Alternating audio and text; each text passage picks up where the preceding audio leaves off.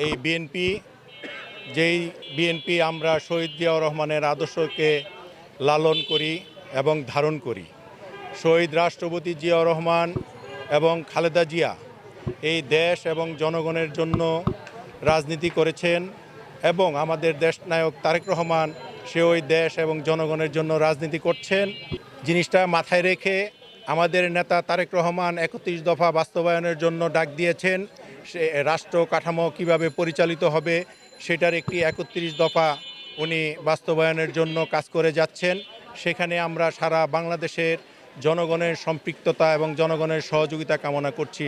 শহীদ রাষ্ট্রপতি জিয়াউর রহমানের উত্তরসূরি হিসাবে এবং খালেদা জিয়ার উত্তরসূরি হিসাবে তারেক রহমানের কর্মী হিসাবে আমরা সারা বাংলাদেশের জনগণের কাছে এটাই আমরা আশা করি যে আপনারা বিএনপির পাশে এসে দাঁড়ান, বিএনপিকে সাপোর্ট দেন, বিএনপিকে ভোট দিয়ে বাংলাদেশ পরিচালনা করার দায়িত্ব দেন।